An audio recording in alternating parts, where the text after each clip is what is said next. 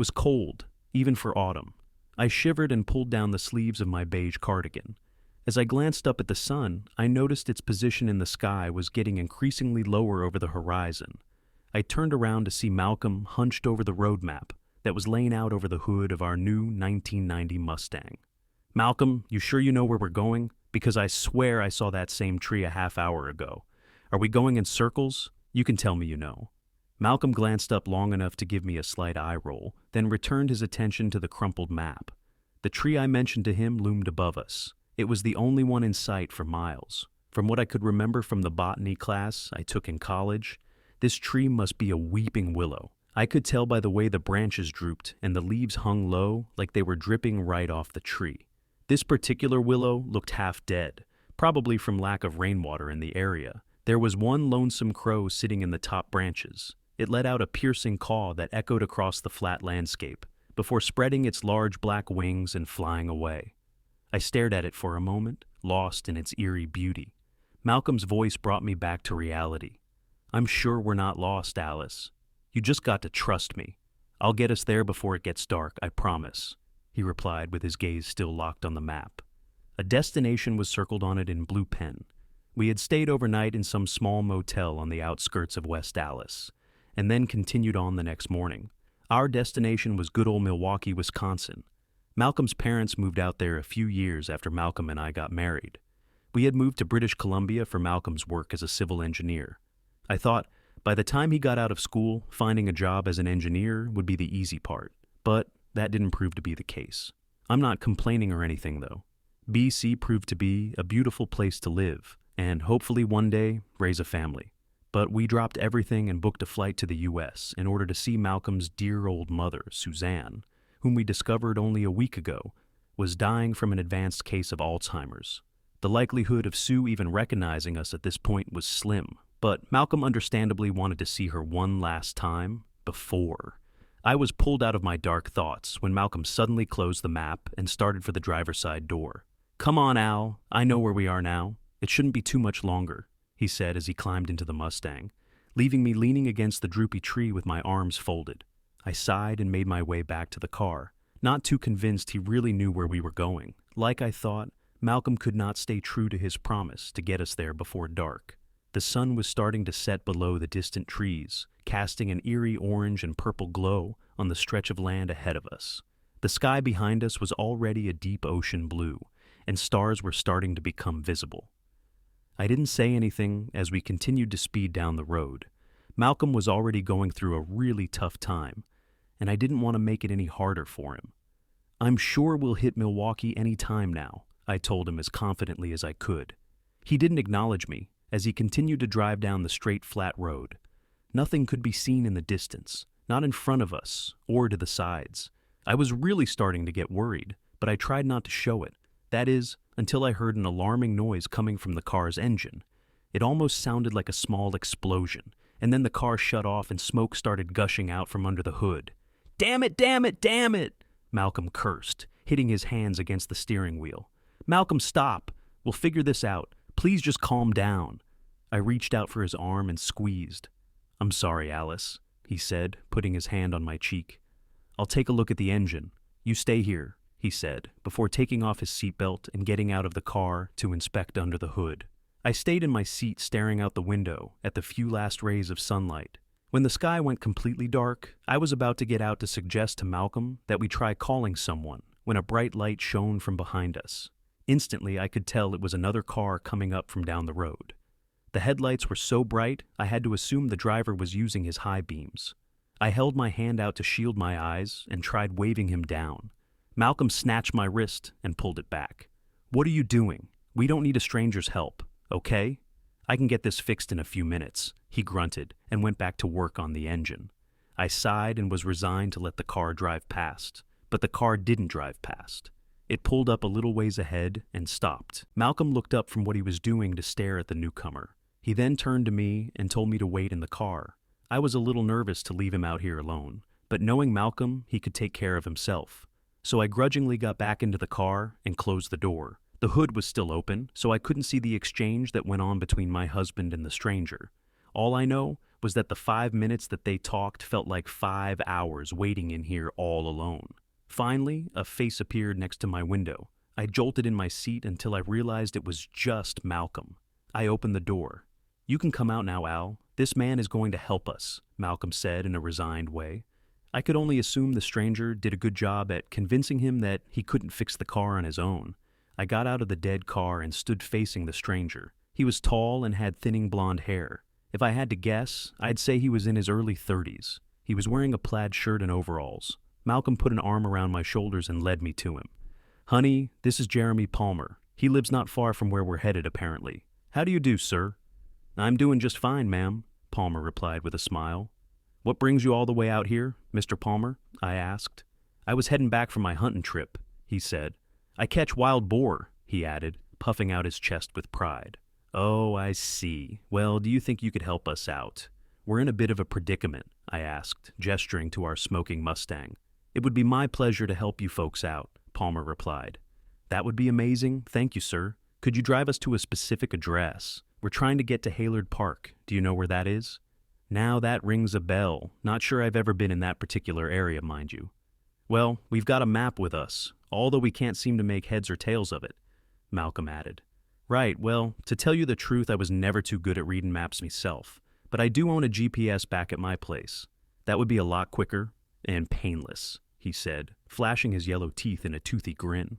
"Well, all right, if it's not too much trouble, would you be willing to do that for us?" I asked, just desperate at this point to get off the road.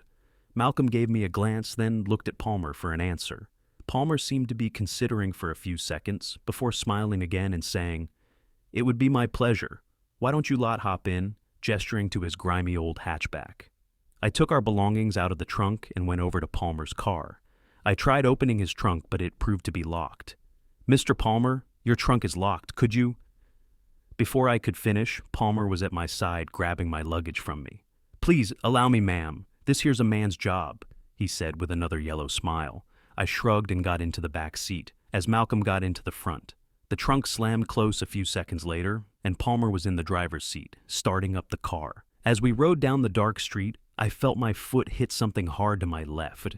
Curious, I reached down and felt a plastic box by my feet. I opened it up, and something shiny caught my attention. I leaned closer to it, and then recognition hit. I screamed and dropped the lid closed. Malcolm turned around and was frantically asking me what was wrong. All I could sputter out was, eyeball, blood." Then Palmer started to chuckle. I turned to him, afraid and confused, but didn't say a word. "What the hell is she talking about?" Malcolm demanded. "Relax, kids. That's just my killings from earlier in the day. I went hunting, remember?" He chuckled again and turned his attention back on the road. Malcolm and I exchanged a glance, and I again reached out to open the box. Sure enough, it was a pig carcass that I saw. One of its eyeballs was pointed up at me, and blood covered the small pieces of ice that the body lay in. It must have been cut into smaller pieces to fit into a box this small. The smell, too, was putrid, and I had to cover my mouth from it. I closed the lid and lay back in my seat, wishing we were at my parents-in-law's house already. A few minutes later, we turned onto a dim-lit dirt road that led towards a house on a slight slope. House might have been too generous a term.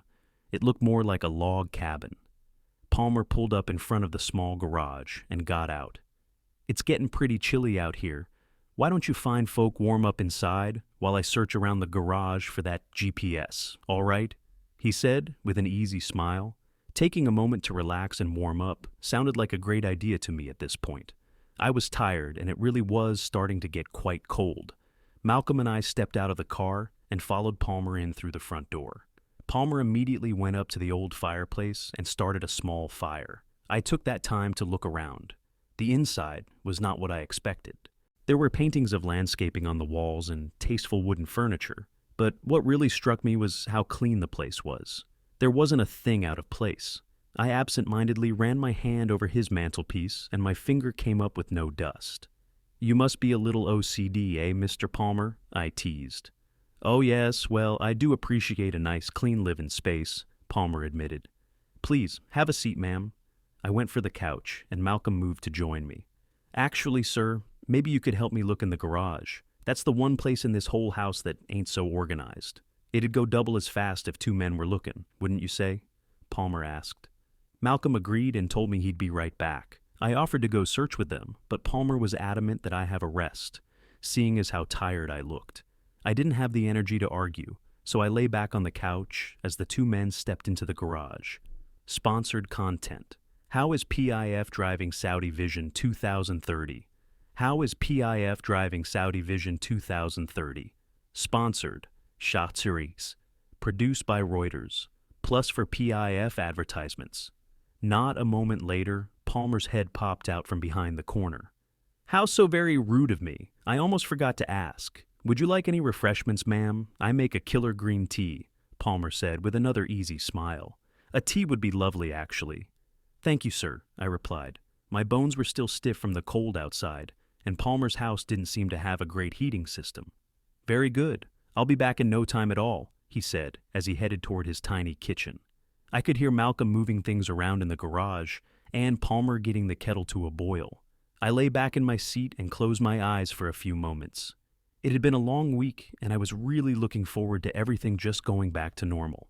A few minutes later, Palmer returned with a large mug full of steaming hot tea. I gratefully took it from him and thanked him again. It was my pleasure. Now you just relax right here, and your man and I will be back faster than a speeding bullet, he explained, flashing his yellow teeth. I smiled slightly and sipped my tea. He bustled back into the garage and closed the door behind him. I started thinking about poor Suzanne. This night would have gone very differently if she had let us visit sooner, but she and Joe kept evading our requests to see them. They kept putting it off, urging us to come next fall, then the next, then the next. Malcolm just couldn't understand it. He was convinced his parents were disappointed in him somehow, and that they just didn't want to see him. I couldn't understand it either until we got the call that Suzanne was dying and finally wished to see us. Apparently, she didn't want us to have to worry about her all those years that she quietly suffered from her illness. Malcolm was so distraught, he barely spoke for the next couple of days after hearing the news. And now, we're here, about to see her for what was probably the last time. I had no idea how that was going to turn out, but I was glad that mother and son would be reunited, at least one more time. I woke up with a start, groggy and confused. Malcolm? Where are you? I shouted. I could no longer hear sounds coming from the garage. I sat up dizzily and looked around. I could tell the fireplace was still lit by the brightness of it and the heat that reached my face. But it was hard to distinguish anything else. It felt as if my head was full of cotton balls. I felt fuzzy. Yeah, that's it. Fuzzy. I slowly got off the couch and stood up, barely staying upright. I glanced at my watch and was able to make out the time after a few moments of concentration.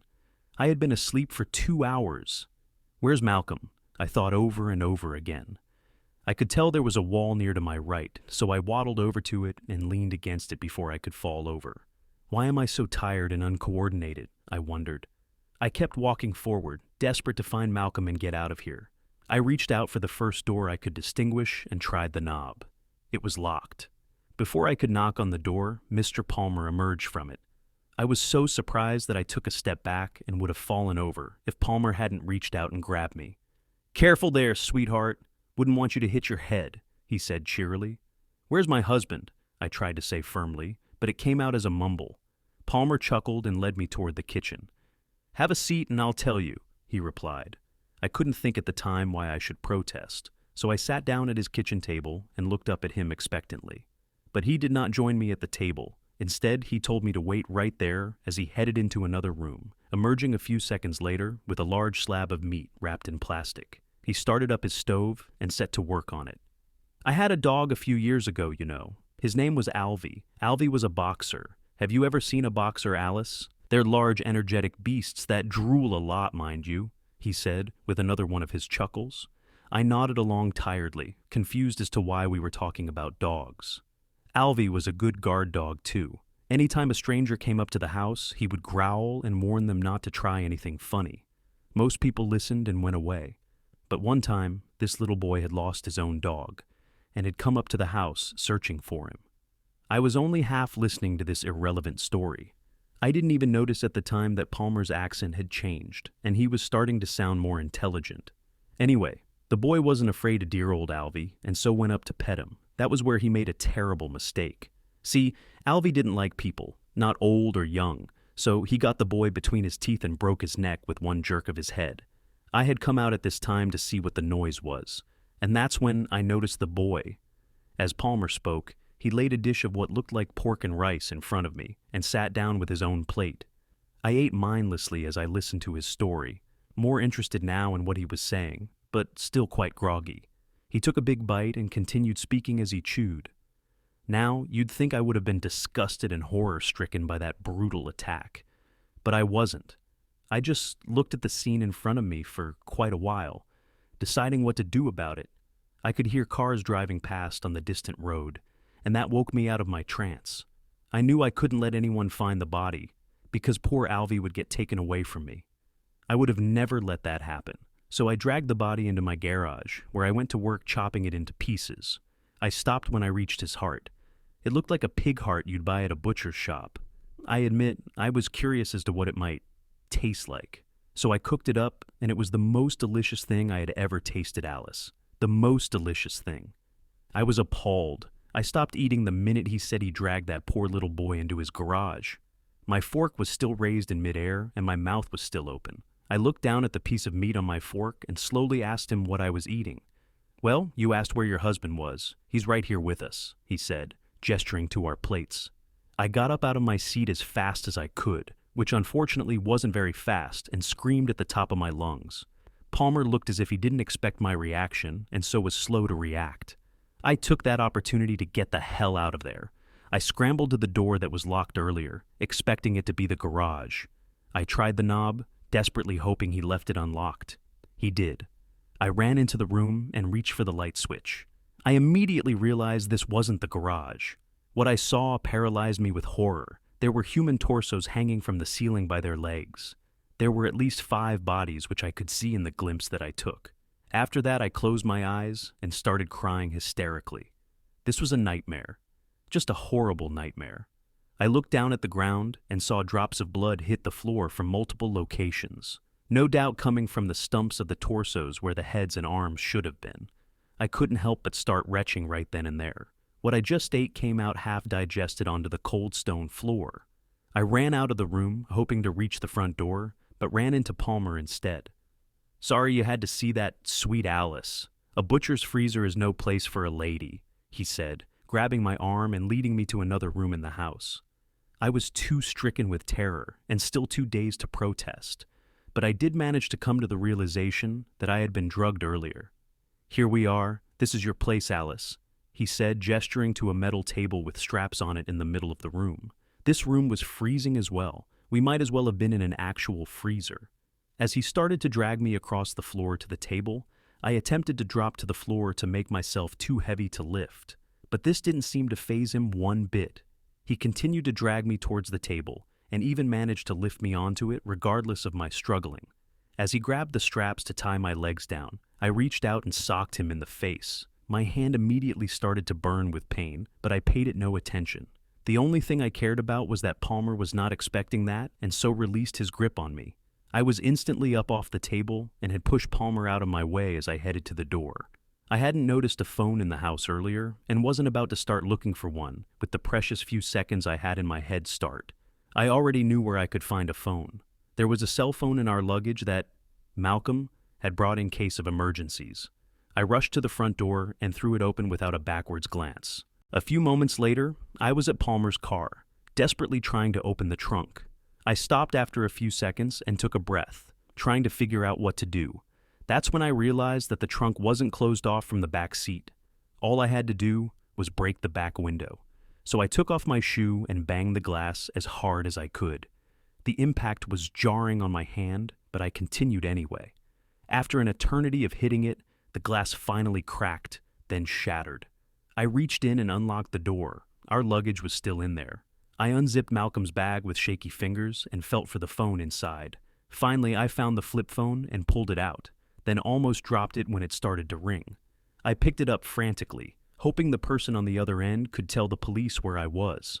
"Hello? Please help me. I'm at house number 29 off of the East Freeway. Can you send the police? There's a man trying to kill me." "Who is this?" the woman on the other end replied.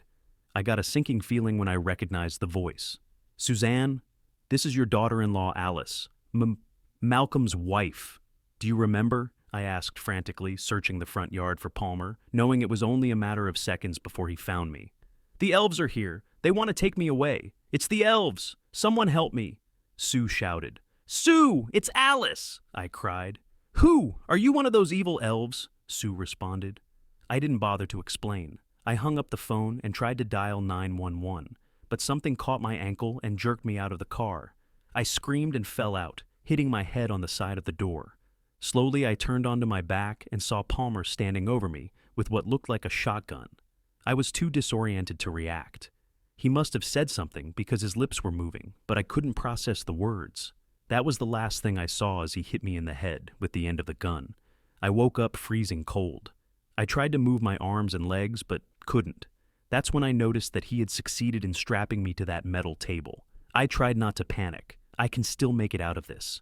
I took deep breaths, hoping to slow my heart rate and stop my adrenaline rush. Only when I succeeded in calming down did I start to feel the excruciating pain in my left leg. This pain was like no other I had ever felt before. My whole body started to sweat and convulse. I lifted my head as high as I could and looked down at my leg. It wasn't there. I had no left leg. It wasn't there. I fell back into my coma. When I woke again, I was in a warmer room. My arms weren't chained down anymore, but there was a very bright white light that blinded me momentarily. At first I thought maybe I was dead, but no, there was that pain again, that horrible pain in my leg, although it felt a bit dulled, like there was a thin curtain keeping the pain from reaching my brain. As my eyes adjusted, I realized I was in a hospital bed. And that's it, officer. That's the whole story. The rest of it is just what you've told me, that you received an anonymous call and brought a squad car to the house to investigate and found me unconscious. The man I described wasn't there, you said, and neither was his car or my luggage. Well, thank you, ma'am, for recalling your story for us. This will really help our investigation, and our sincerest apologies about your leg and, your late husband, the officer said, for the first time since I started my story, taking his hat off as he did. Once they left, I closed my eyes and lay down. I don't think I will ever be able to recover from what I just went through, but mostly I thought about Malcolm and how he was now a part of me. Oddly, that thought gave me a bit of comfort, and before I knew it, I started to laugh hysterically. Wiping away my tears as my chuckling grew louder and louder, I slowly patted my stomach,